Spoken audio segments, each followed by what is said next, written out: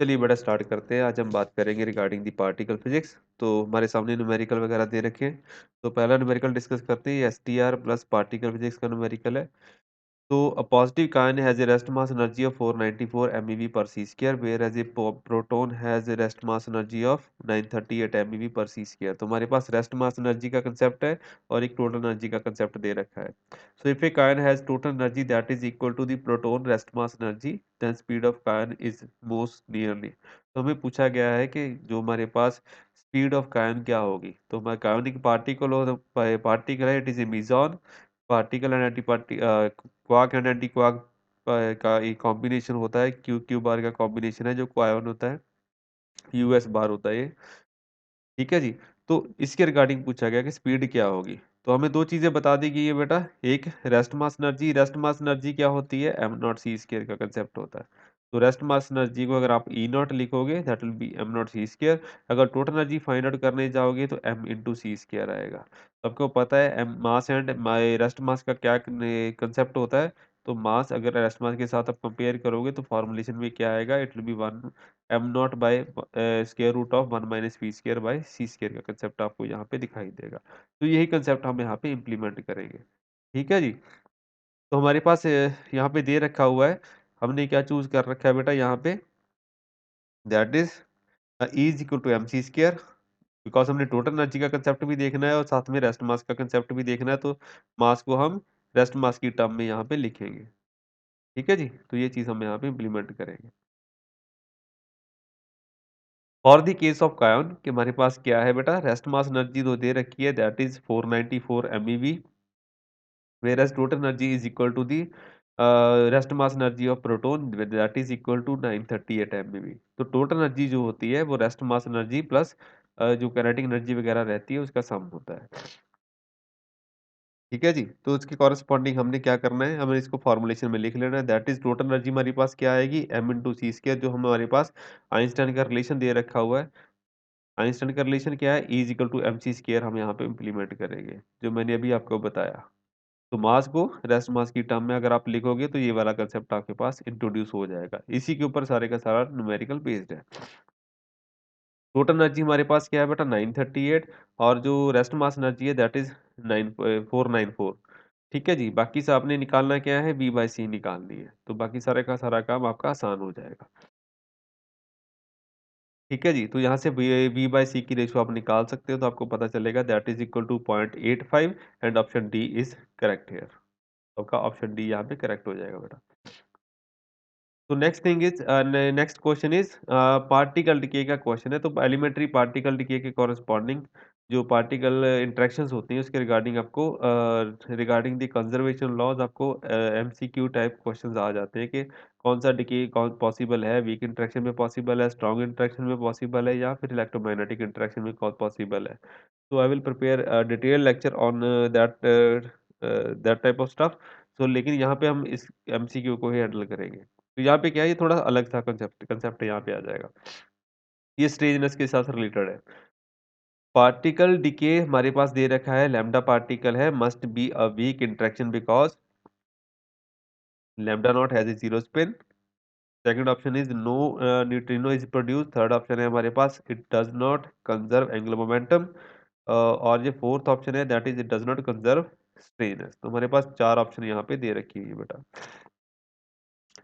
तो यहाँ पे चारों ऑप्शन में से हमने यहाँ पे क्या करना है बेटा, हमने यहाँ पे चूज करना है कि कौन सी ऑप्शन करेक्ट हो जाएगी। तो वीक इंटरेक्शन है बिकॉज इन दोनों में से कौन सी ऑप्शन चलेगी। तो ऑप्शन नंबर हमारे पास डी आती है बेटा यहाँ पे, इट डज नॉट कंजर्व स्ट्रेननेस। पहले बता देता हूँ, एक यहाँ पे पैरिटी का कंसेप्ट भी होता है। पैरिटी का कंसेप्ट क्यों आता है बेटा, पैरिटी का कंसेप्ट यहाँ पे लगेगा नहीं बिकॉज हमारे पास ऑप्शन ही नहीं दे रखी हुई है। तो पैरिटी क्या होती है, जो स्ट्रॉन्ग इंटरेक्शन होती है और इलेक्ट्रोमैग्नेटिक इंटरेक्शन होती है उसमें पैरिटी कंजर्व होती है, वेयर एज वीक इंटरेक्शन में पैरिटी हमेशा ही वायलेट होती है। तो ये अपने माइंड में बिठा के रखिएगा। ठीक है जी। तो सिमिलर सा कंसेप्ट होता है स्ट्रेनस का। स्ट्रेनस भी स्ट्रॉन्ग और इलेक्ट्रोमैग्नेटिक इंटरेक्शन में प्रिजर्व किया जाता है, strangeness quantum number, whereas weak interactions में ये प्रिजर्व नहीं होता। पैरिटी का कंसेप्ट भी आता है और स्ट्रेनस का कंसेप्ट भी सिमिलर सा ही होता है यहाँ पे। तो अगर यहाँ पे स्ट्रेंजनेस की बजाय पैरिटी लिखा होता that would have been also been okay.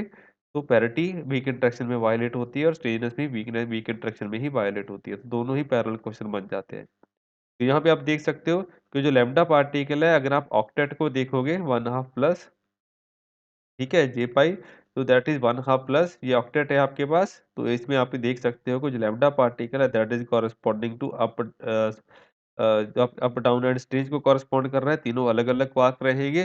तो लैम्ब्डा के जो क्वार्क कंटेंट रहेंगे that will be up down and strange, इसका एक पार्टिकल जो है स्ट्रेंज क्वार्क को कॉरस्पॉन्ड करेगा। तो यहाँ पे स्ट्रेंजनेस कितनी आ जाएगी, that will be corresponding to -1। तो इसको आप लिख सकते हो -1 के कॉरस्पॉन्डिंग। राइट हैंड साइड पे जाओगे तो वहाँ पे आपके पास क्या है बेटा, राइट हैंड साइड पे प्रोटॉन है। Proton is not it does not carry strange particle, so इसकी जो स्ट्रेंजनेस आएगी दैट विल बी 0। पायोन जो होता है, पायोन क्या होता है बेटा, it is a combination of quark and anti quark. It is not a it does not carry a strange quark. तो ये क्या रहेगा, अप और डाउन पार्टिकल किससे बने, क्वार्क से बना होता है। तो पाई नॉट पाई माइनस है तो अप बार डी रहेगा यहाँ पे। तो इसमें भी स्टेज क्वार्क नहीं होता, तो यहाँ पे भी आपके पास ये चीज़ आ जाती है बेटा। तो ये इनके क्वार्क कंटेंट्स आप देख सकते हो, मीज़ोन ऑक्टेट आपको पढ़ना पड़ेगा उसके लिए। ठीक है जी, उसको एक बार देख लीजिएगा मीज़ोन ऑक्टेट यहाँ पे क्या होता है। तो मीज़ोन ऑक्टेट में आपके पायोन के जो पाई मीज़ोन है उसके क्वार्क कंटेंट वगैरह आपको मिल जाएंगे। लैम्डा के क्वार्क कंटेंट मैंने आपको बेरियन ऑक्टेट में दिखा दिया ऑलरेडी। ठीक है, तो स्ट्रेननेस से आपको पता चल जाता है कि स्ट्रेन यहाँ पे कंजर्व नहीं हो रही है। तो स्ट्रेननेस वायलेट हो रही है मतलब वीक इंटरेक्शन है। तो ये हमारे पास जो ऑप्शन नंबर दे रखी है D, where that turns out to be correct here. तो सिमिलर सा एक डिके होता है कि पाई जो लैम्डा पार्टिकल है वो न्यूट्रॉन एंड पाई मेसॉन में डिके कर जाता है, वहां पे भी स्ट्रेननेस कंजर्व नहीं करेगी। तो दोनों पैरेलल ही अलग सी इंटरेक्शन है, एक प्रोटॉन में डिके होगा, एक न्यूट्रॉन में डिके होगा, दोनों में भी आपके पास स्ट्रेननेस कंजर्व वगैरह यहाँ पे नहीं होगी। इसके बाद एक हमारे पास छोटा-सा एमसीक्यू आ जाता है बेटा। Which of the following particle does not exist in composite state? कौन-सी कंपोनेंट कौन-सा पार्टिकल जो है कंपोजिट स्टेट में एक्जिस्ट नहीं करता? कंपोजिट स्टेट क्या होती है, जो एलिमेंट्री पार्टिकल से मिलके बना होता है। तो एलिमेंट्री पार्टिकल कौन-सा होगा, जिसकी इंटरनल स्ट्रक्चर एक्जिस्ट नहीं करती। तो पार्टिकल कौन-सा हो गया, पहली बात तो म्यूऑन जो होता है that is a lepton. Lepton की इंटरनल स्ट्रक्चर एक्जिस्ट नहीं करती, जैसे इलेक्ट्रॉन हो गया वैसे ही म्यूऑन होता है, वैसे ही टाउन होते हैं। इनकी इंटरनल स्ट्रक्चर वगैरह एक्जिस्ट नहीं करती, इसलिए इसको एलिमेंट्री पार्टिकल बोला जाता है।